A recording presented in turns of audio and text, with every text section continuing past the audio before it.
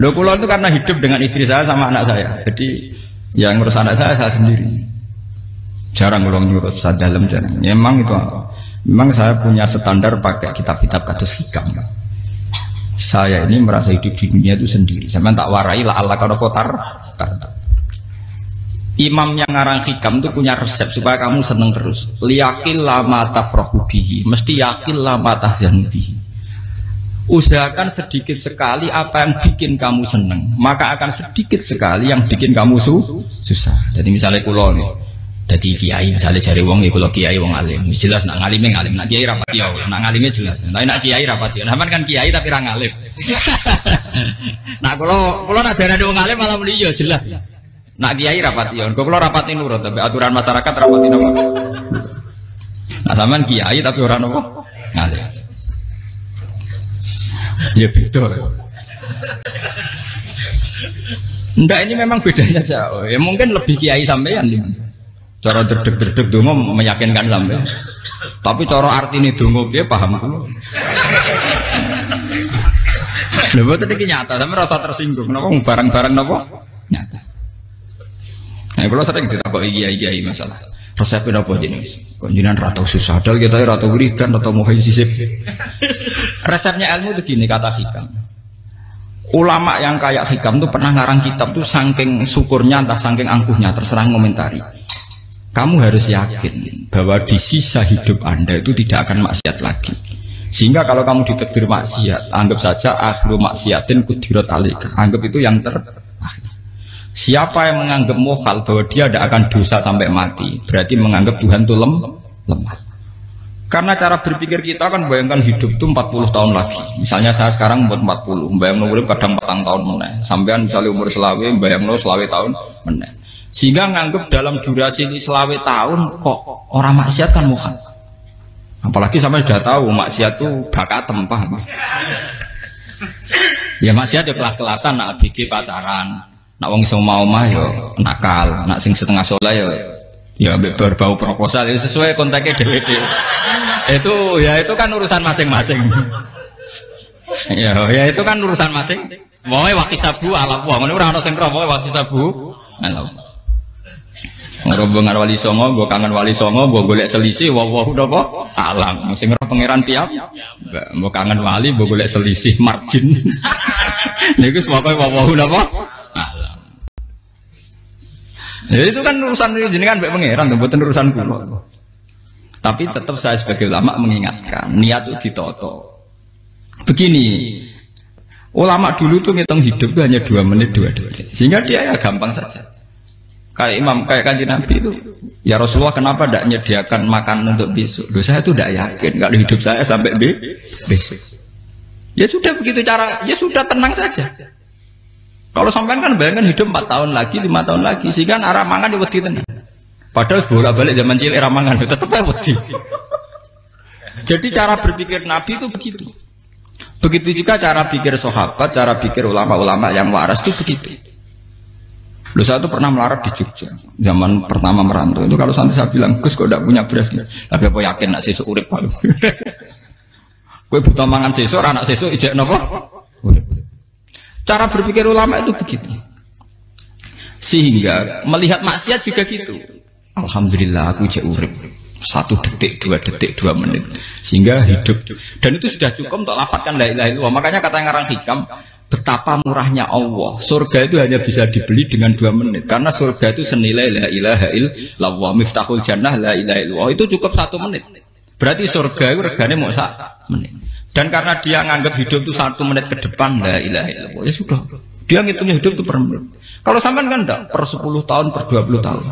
Sehingga kriminal betul, cara pandang sampean itu kriminal betul.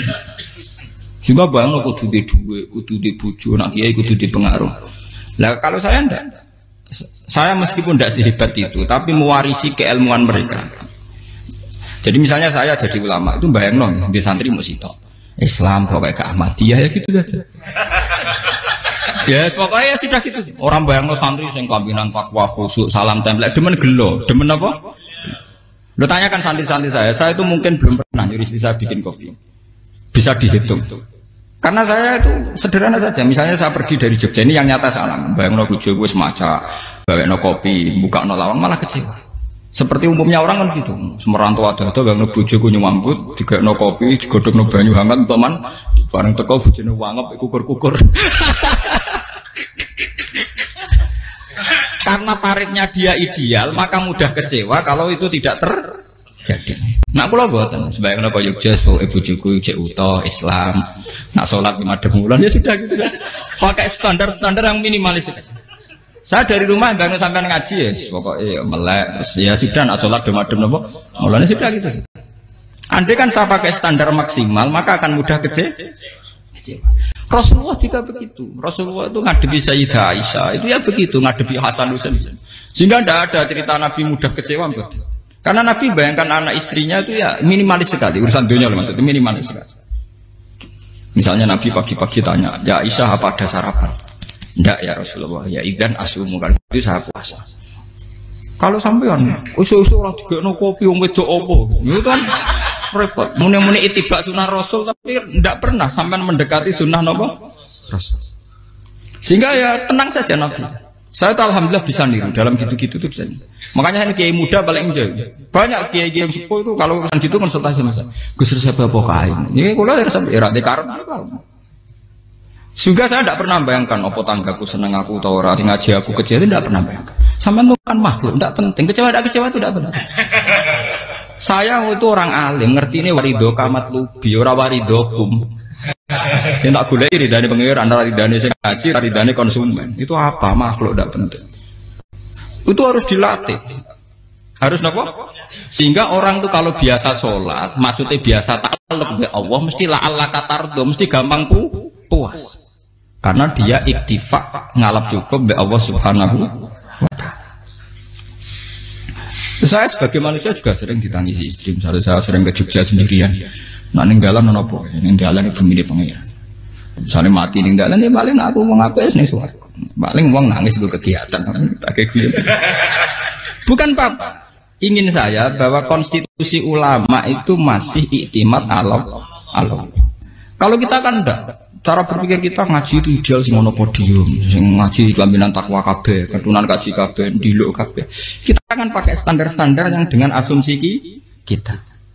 Padahal Nabi zaman sugeng al iman hahuna wa yusiru ila qalbihi sadrihi salah. Iman itu urusan hati. Komitmen sampean be Allah Subhanahu wa ta'ala. Nah ini resepnya. Makanya kata hikam liyakillah ma tafrahu bi. Mesti yakinlah ma tahzanu bi. Sedikitlah kamu gembira dengan satu hal, nanti akan sedikit kamu yang kecewa. Artinya misalnya kados kula sebagai ulama seneng kula niku kok ijek iman. Ya nggak kayak wong awam. Ya sudah gitu. Jadi misalnya suatu saat kula jatuh, yang ngaji saya gak semeneng dadi kupeding. Wong sing seneng kula bubar kabeh. Kula ora susah, miskola darah bener. Gus saiki jenengan ora sing seneng. Ya tenang saja. Sing ora seneng ya makhluk ora jelas. Dan status mereka tetap layak berwalayang. Ini harus dilatih. Sehingga Nabi itu ya meskipun beliau itu perang, sahabatnya meninggal, ya tenang saja. Nabi cara berpikir yang meninggal mereka mati syahid, yang masih hidup dianggap berpotensi melakukan kebaikan. Sama tak warai resep-resep dari Rasulullah Shallallahu Alaihi Wasallam. Saya ini sebetulnya memaksa, menjelaskan ini maksa, karena saya inginnya jadi ulama yang kayak umumnya orang, tidak ideal-ideal amat. Tapi kan saya ditekdir ilmunya itu ideal, jadi terpaksa saya jelaskan. Tapi kalau perilaku saya tidak akan ideal. Soalnya ngawur, saake mari Ghafuri pengiran nganggur bolak-balik cerita. Ada seorang wali, karena dia wali itu doa di multazam, ya Allah saya ini minta satu hal. Karena dia wali maka tidak minta uang, tidak minta jabatan, minta engkau takdir saya tidak pernah maksiat. Itu kan bagus sekali, minta doa ditakdir gak maksiat kan ada. Dari pengiran malah Syafi'i. Fa'ena ada ukufran. Karena tahu maksiat malah sifat ghafurku tak ada kok endi. Gambarnya pengiran ini sifat ghafurku rak nganggur. Malah tidak ada orang selain Nabi kecuali ditakdir tahu maksiat. Dan sifat ghafuri pengiran efektif. Paham apa? Lara sampean kan ghafuri bonggo kabeh. Jadi karek sajidul iqab. Karena maksiat sampean sering. Jadi sifat ghafuri wis berlaku aktif. Saya karek nunggu sifat sajidul iqab. Paham ya? Itu beda dengan wali-wali. Sifat sajidul iqab mau aktif, mereka tidak punya dosa. Malah pangeran bingung gak kok sifat ghafuri. Nape tak dakoki Ghafur ora tau dosa. Didakoki Sadidil kok gak tau maksiat. Jadi pangeran malah sing bingung. Nak kowe ora tau maksiat Ghafur kok tak dakoki. Kok ora tau maksiat, wong iku ora tau apa? Didakoki Sadidil kok gak mungkin atau maksiat. Lah pangeran ape dakok Ghafur kan syaratnya dosa sik. Sampeyan kan walian. Ghafure wis dientekno. Keseringan kepake, paham ya? Karek nopo? Karek Sadidil ikom. Ya itu memang standar Tuhan. Semua Quran itu kalau menyeritakan gitu. Nabi ibadi anni anal ghafurur rahim. Kaulaku ceritani aku ghafurur rahim, tapi yo ceritani wa anna adabi wal adabul alim. Jadi Nabi ibadi anni anal ghafurur rahim wa anna adabi wal adabul alim. Kalau Nabi Ibrahim, Nabi Muhammad inna rabbaka lasariul iqab. Pangeran cepat nyiksane, tapi wa innahu laghafurur. Jadi dua sifat ini pasti aktif. Dan tentu ulama itu senang sifat ghafur itu ya meskipun aktif, tapi mereka tidak pernah ngambil fasilitas sifat nopo. Kalau baleni malih. Sehingga kayak Sayyidina Umar radhiyallahu anhu, ketika beliau pertama jadi khalifah, ini cerita di kitab Hayati Sahabat. Pertama dia jadi khalifah, orang mengira dia akan ngomong hal-hal yang besar, visi besar tentang negara, visi besar tentang izzatil Islam wal muslim. Tapi ketika Umar pertama pidato begini, ayuhal muslimun ayuhan nas, ana, dari kata Sayyidina Umar, ana hulamun min bani Mahsud, akulu min kholati. Saya ini pemuda dari Bani Mahsud. Kecil saya bisa makan karena bulik-bulik saya punya kebun kurma yang kalau saya memanen diopahi beberapa biji, dan itu menjadi kuti wahayati, menjadi saya bisa hidup. Terus wassalamualaikum warahmatullahi wabarakatuh. Orang itu penasaran semua. Orang jadi khalifah pertama dibenem jadi Amirul Mukminin, pidatonya ngenang masa kecilnya ra kelar mangan, kelare mangan mergo buruh bulike, paham ya? Ngondoh kurma terus dikai tamarotin, beberapa kurma sing dadekno iso, dan itu saya pakai sampai ketemu Allah Subhanahu wa taala. Saya pakai misalnya sekarang saya mulya, misalnya kalau dibilang mulya ya ana sing nyucup, ana sing husnudzon, ana sing hormat, macam-macam sawangane. Itu bodoh sekali kalau saya menikmati itu, bodoh sekali. Paling banter nikmati dicucup dihormati itu apa? Tapi kalau nikmatnya bisa makan saat itu tuh nyawa. SBY jadi presiden prestasi, Gus Dur jadi presiden prestasi, tapi umpama presiden tetap mangan. Prestasi tertinggi ada bisa makan selisat dirumki gojogonyo. Makanya Umar mengingatkan, sebetulnya nikmat tertinggi saya itu tidak saat saya jadi khalifah, saat itu kok aku iso mangan, cara gak aku mati. Paham ya? Jadi itu luar biasa. Kita ini kan menjadi angkuh karena ngitung nikmat itu yang besar-besar, punya prestasi, punya. Kalau saya enggak ngitung nikmat itu kelar mangan gak mati, kan gampang. Sehingga saya tidak mudah kecewa karena tarifnya minimalis, gak gampang apa? Jadi misalnya kalau kapan-kapan kok berhubung, Gus ini ki Tuhan rasanya jangan ngeten-ngeten. Oh makhluk itu ya gak apa-apa. Kalau di status kiai kan seakan-akan ngomongnya sakral, seakan-akan mandi. Tapi nak tak status, oh makhluk itu ngomong-ngomong ya sudah kan. Menjadi kan di statuskan sebagai apa? Makhluk. Tentu makhluk statusnya la yadurru wala yanfa. Di sini ini penting. Orang-orang ahli tauhid tentu tidak punya kesusahan. Innalladzina qalu rabbuna wa tsummas taqamu. Itu mesti tidak ada kesusahan sama sekali. Misalnya ulama-ulama dulu mau mati, ya tenang saja. Mati kedua itu mati paling menantang ya, menyenangkan sekali. Karena mati yang seru itu mati zaman Al-Adam. Misalnya saya kelahiran tahun 70. Tahun 40-50 kan belum ada saya. Itu mati yang sejati karena Al-Adam. Kenapa? Al-Adam tidak ada. Mati yang nanti itu mati yang petualangan, karena saya mati setelah menyaksikan kekuasaan Allah, setelah husnudzon sama Allah, sehingga mati yang menuruti kerinduan akan ketemu sang kekasih. Makanya Jalaluddin Ar-Rumi ketika mau meninggal dan orang-orang muridnya nangis, dia marah-marah. Hei murid-muridku, betapa bodohnya engkau. Saat kayak ini yang saya tunggu, saya sudah menyesal berusaha sampai Allah dat cinta senang. Aku kecewa waktu makhluk-makhluk koyo kowe. Saiki wis wayahe aku goleki kholik dat cinta senengi malah mbok tangi. Cek bodone kowe. Saat-saat sing tenteni malah mbok tangi. Betapa aku lamanya menunggu kematian ini. Mergo hidup itu keterpisahanku mbek Allah, kemen ketemu kowe. Malane Jalaluddin Rumilah yang mengistilahkan mati itu malam pengantin. Makanya fal'an awanus sirok minkum wa awan wisol habibi. Ini saat yang indah karena ketemu dengan berpisah dari makhluk-makhluk yang tidak penting menuju sama habibi kekasihku. Dia misalkan mati itu malam pengantin. Semenjak istilah itu populer sehingga di Jawa anak ngipi jadi nganten takwilane mati. Itu filosofi sufi ya, filosofi apa? Lah niku tenan. Begitu juga sahabat-sahabat dulu. Bilal mau meninggal, anaknya udah nangis. Bilal lagu ya. Ditanya sama anaknya, kenapa anak-anak kamu nangis? Dan jenengan badhe kapundhut. Aku malah seneng nang mati. Hudan nalqal akhibah Muhammadan wa hisbah. Aku nak urip ketemune mbek kowe terus. Malah nak mati ketemu Nabi Muhammad. Hudan nalqal akhibah Muhammadan wa hisbah. Nah, dengan cara pandang begitu maka hidup itu enjoy saja. Ya saya sebenarnya keberatan pakai kelas ini, keberatan karena saya harus ngulang sampean-sampean itu. Ya makanya potensi kayak saya tentu mengurangi jadwal ketemu. Makanya saya mohon kalau tidak penting itu jangan sungkan. Anggap saja itu bagian dari hormat saya. Ya minimal sampai misalnya di dua saya ketahui gue jajan pentolan enam lah apa mau kesuwan bareng malah repot. Gue ganggu uang anak peleleran pak. Nah misalnya sampai kepentak kok hukum, uang nak pinter, hukumnya takokane ya ringan, takok kiai tangga paling bisa. Karena pertanyaan yang ringan tentu ya ringan-ringan saja kan. Gak perlu kiai kali ber. Sampai rasa GR. Kalau pertanyaannya angel Gus gak ono sing iso jawab. Uang nak ralim tahke, ku pertanyaannya ya ora patimu tuh. Iku wis kangelan ngoten. Ini mboten ngenyek tapi padha enak. Podo apa? Makanya kalau latih. Jadi hikam sendiri itu ada manhaj, ada metode. Kalau orang supaya tardo, liyakil lama tafrohubi, yakil lama tahzanu.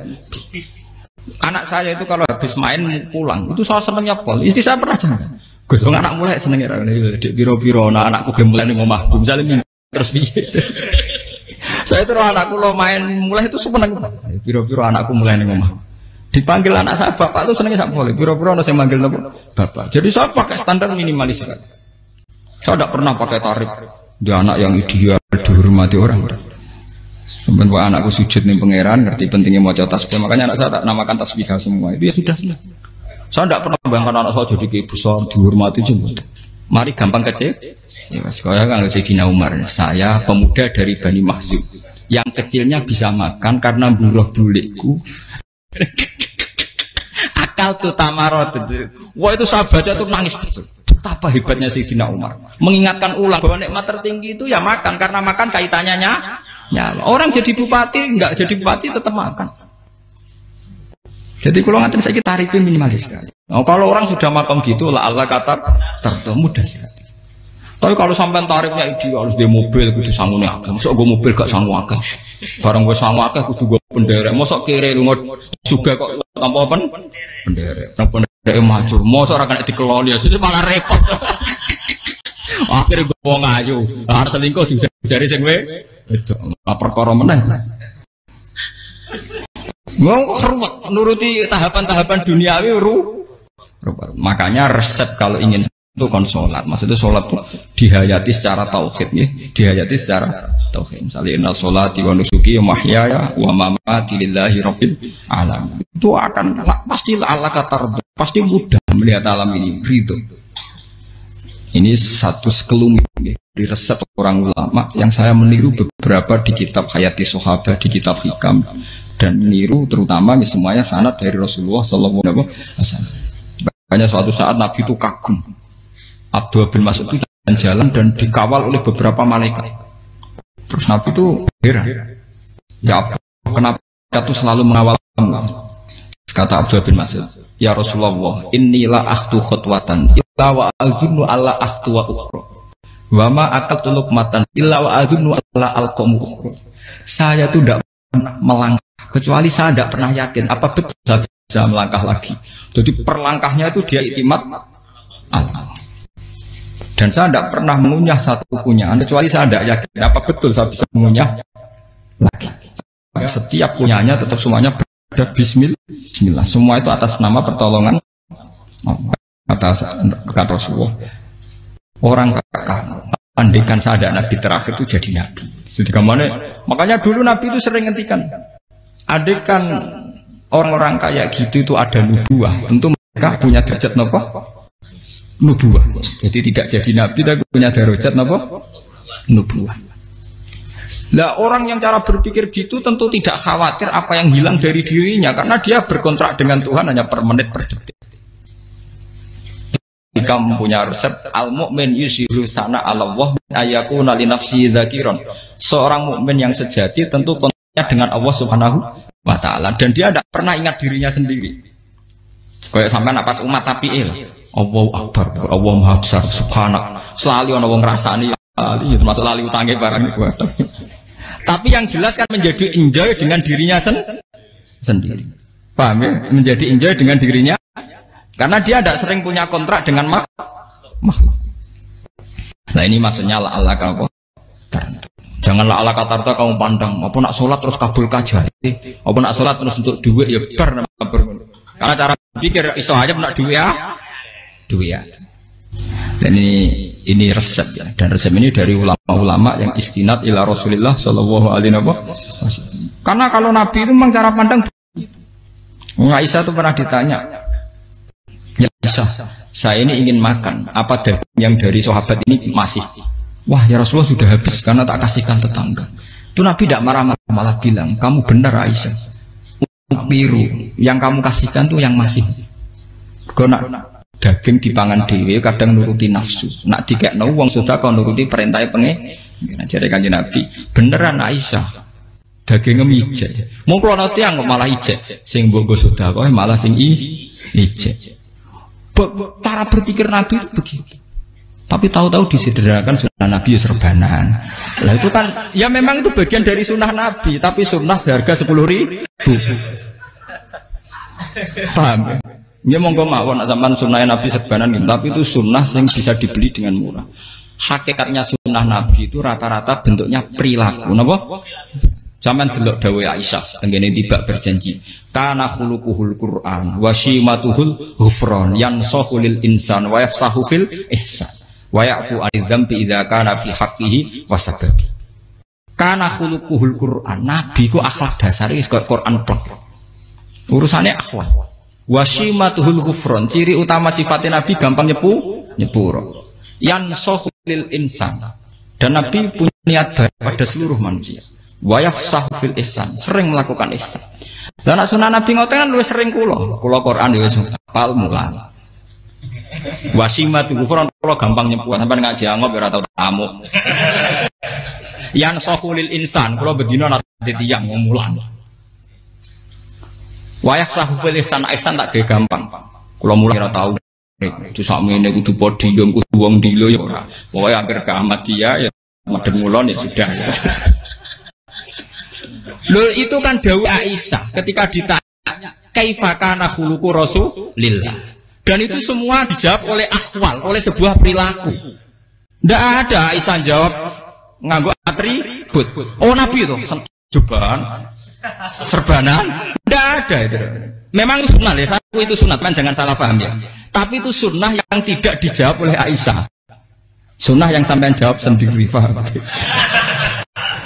Aisyah yang istrinya Rasulullah ketika ditanya kaifa kana khuluqu Rasulillah, beliau jawab kana khuluquhul Qur'an wa shimatuhul ghufran yansahu lil insan wa yafsahu fil ihsan.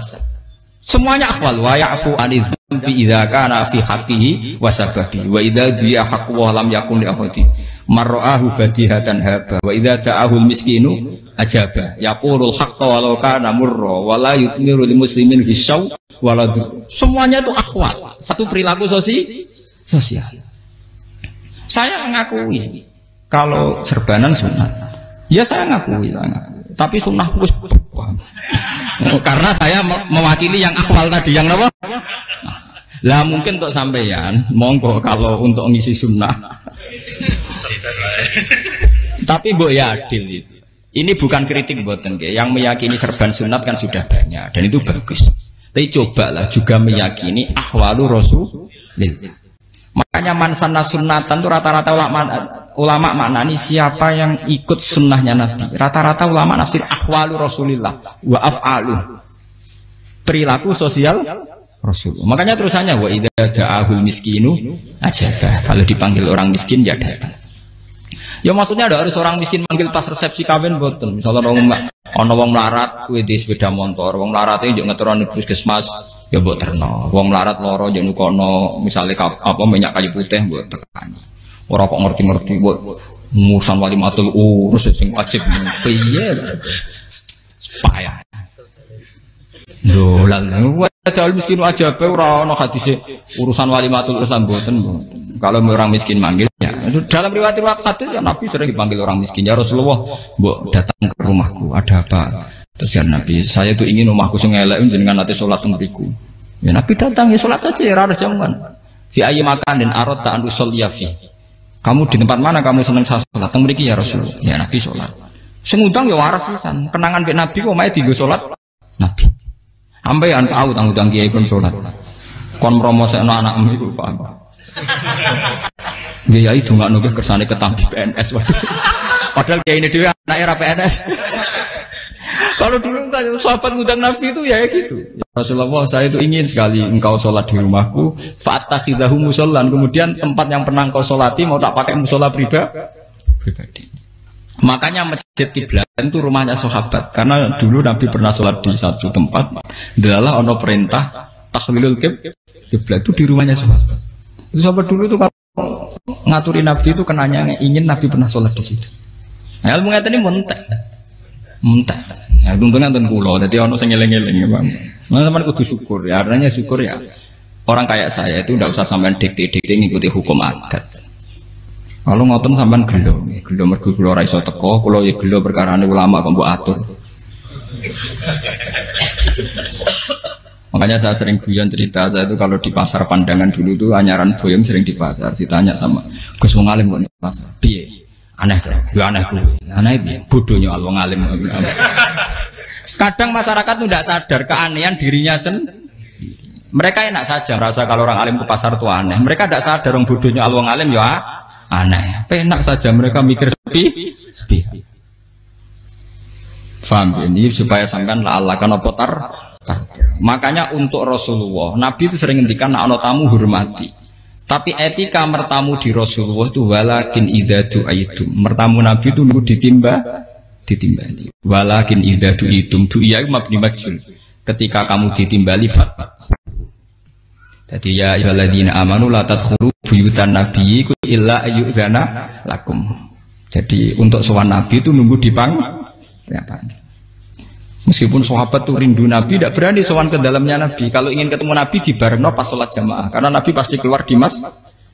Andai kan Nabi nerima tamu di rumah, ya ora sida dadi Nabi. Aman nampa tamu.